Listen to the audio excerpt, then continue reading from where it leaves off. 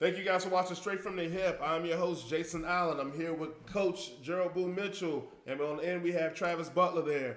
Today we are going to discuss should sports ownerships have performance standards or limits on their reign. Now, before we get started in this, please remember to like, share, and subscribe. Subscribing will let you know when we upload new information because we're going to be putting some new stuff up here pretty frequently, so that will allow you and keep you in the loop with that. So don't forget to do that. So let's go ahead and let's start off with Coach. Coach, do you think that ownership should have performance standards in the bylaws? Hell yeah.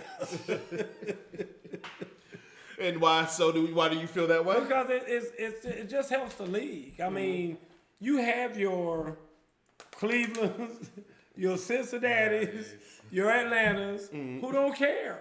I mean, they don't care about winning. Atlanta was just in the Super Bowl, like what? Yeah, 4 years ago? 5 years ago, whatever. Okay.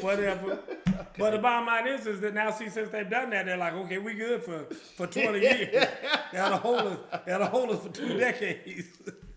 I mean, my whole thing is that why wouldn't you want to do that? And we're not even talking about crazy. I mean, we understand that there are some teams that's got to win, some teams got to lose. Right. But we're saying, like, if you don't make it to the playoffs for like 10 years, you got to get up out of here. Right, especially with parity in the league and salary caps. I mean, you got to be kidding me. At the end of the day, I mean, there are some owners that just need to go.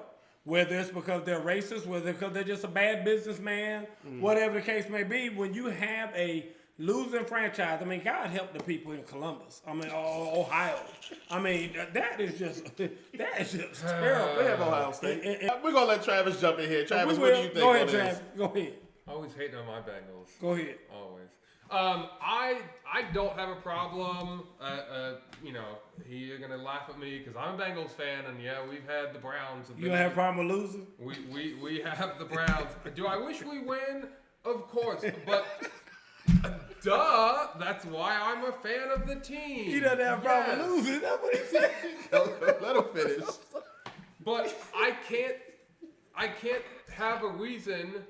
I can't tell someone that you can't own something because they own the franchise. You can't just take it. I can't see a reason or a way to say, yeah, we gave this to you and now we're just going to take it back from you. Okay. I'm not in favor. Okay. Can I ask a question? Oh, go ahead. Sure. Are you aware that, like, The Bengals are terrible. No. Are you aware that when you have a McDonald's franchise, I was just about to say that, and you don't perform, they will take it away from you. They'll be like, hey, you have to shut that one down because you're not meeting the stand. I'm telling you. So therefore, if you're not a winning enterprise, you got to go. And I mean, that's every franchise place out there, every chain store out and I there get that. is like that. Go ahead, Travis. But the owner in that scenario, owner, so again, I'm a Bengals fan, so I'm going to go with the Brown family. They own the Bengals. They are the head of Starbucks, though. So they're not the franchisee of Starbucks. They are the ownership. But they are the franchisee of the NFL. That is an NFL franchise. Yeah. They it's literally called an NFL That is franchise. an NFL franchise. I get that. So they are not the owner of the NFL. They are the owner of that franchise that's in the NFL. To a comparison is that, yes, to your argument that if they want to decide that, hell, you know what, I'm not going to listen to the NFL and take your join team another out league, and go somewhere else. they have the privilege to do that. Exactly. Right. But we're saying that should the NFL be able to say They need to meet not the playing standards of the NFL. Right. I cannot see how a league should be able to do that other than grounds of, like with the Clippers, if the owner just does some Well, that's the point. awful. Can we make the argument that having a non-competitive team for so many years and stealing from your fans, is that not offensive? Amen. I'm asking you. I'm giving a legitimate question. Like, is that not offensive? If you have an owner who literally knows that no matter if my team wins or loses, I can go 0-16, but I still get millions of dollars to me every single year. And with a league that literally, and we're talking about the NFL and specifically here, a league in the NFL that literally has shaped themselves with salary cap. Everything they've done is try to promote parity. You cannot field a winning team or winning franchise. Like, do we think that is not offensive? So now, granted, is it as offensive as Donald Sterling using the N-word and all that? Of course not. No, But is that still not offensive to the point that he's basically pulling off highway robbery because he has no intention of bettering his team for the community or the fans? Okay, Travis just told you it's not offensive to a Browns or to a Cincinnati fan. So here's another argument or thought. So what do you consider? I think what do you guys consider to be acceptable? No, but here's my thing. Because I've had this conversation before with people. So you're going to ask, what parameters would you put on owners to say X, Y, and Z? The first parameter I'll put in How many is games that they have to win or something? Well, no, I would say the first parameter I'll put in is Made the playoff. if your team has not made the playoffs in a decade. 10-year span, In a decade. you are on probation. Damn Skippy. After probation, if your team has not got a 10-win season in the next 2 seasons, because you're going to get 10 wins and not make the playoffs. It's happened. So I don't want to hold that against them. But if your team does not get over 10 wins the next 2 to 3 seasons, whichever you're going to do, you now have to sell your team. Then I don't know too many teams that have done that then. The Browns? When was They their last won- playoff appearance? They won 10 games. No, I said, no, first we have to make the playoffs. And if you Right. don't make the playoffs, then you get on a 10-game warning.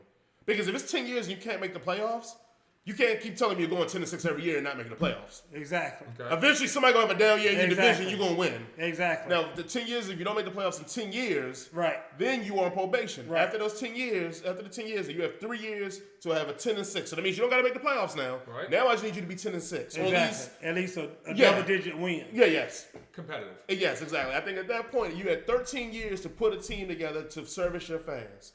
And you weren't able to do that, I think you were unfit for ownership. I agree. I'd love to know how many teams would qualify in that group then. Because listen to what he's saying. Because what he's saying is that all we want you to do is sell it. So guess what? Y'all can still be a terrible football team and you'll be happy because you can have another dumbass owner come in and now he got 13 more years to lose that he can do to make you happy. At what point do you feel like a fandom should stop following a team? I don't think I will. I grew up in Cincinnati. Sad. I lived in Cincinnati my whole life until I was in high school. So I grew up So rooting for them. if their owner or if their coach or if their GM comes out inward, you still rolling with Cincinnati.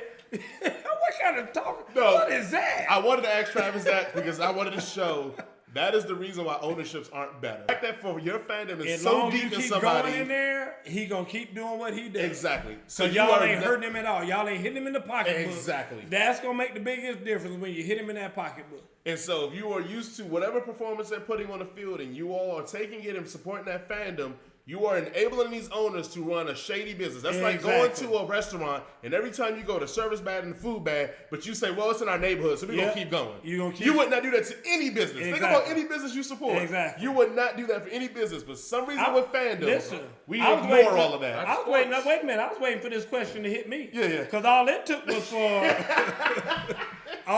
was for Jerry Jones to fire Jimmy Johnson, Johnson and hire Barry Switzer. Yeah. I was out there like that. I let me supposed to be crazy. I ain't staying right here for this bullshit. I left there in a heartbeat. I tell you that right now. What would it take for you to become a Falcons fan? Oh, it take a lot. Top 4. It take a lot. Top 4. Dimitrov and Arthur Blank will have to fly me to Brazil. And let me spend a weekend in Brazil with them. All expense paid. All expense paid, everything. Well, thank you for watching Straight from the Hip, ladies and gentlemen. That was our conversation about if owners should get a term. So Travis feels like they shouldn't. Coach feels like they should. I'm in between, but I think parameters have to be set very securely to make sure it's the right move to make. Tell us what you think in the comments below. Should performance standards be put into Hell bylaws yes. in the NFL or any Hell sport yes. for owners' performance for the team and franchise? Yes. Let us know if you think we're right or wrong, and if we're talking crazy. Please remember to like, thumbs up here, share this out to everybody else, and please subscribe. That notifies you when we post new information and new videos up. So please let us know that. Other than that, we are out of here. Thank you again. Good night, Miss Francis. Straight from the hip.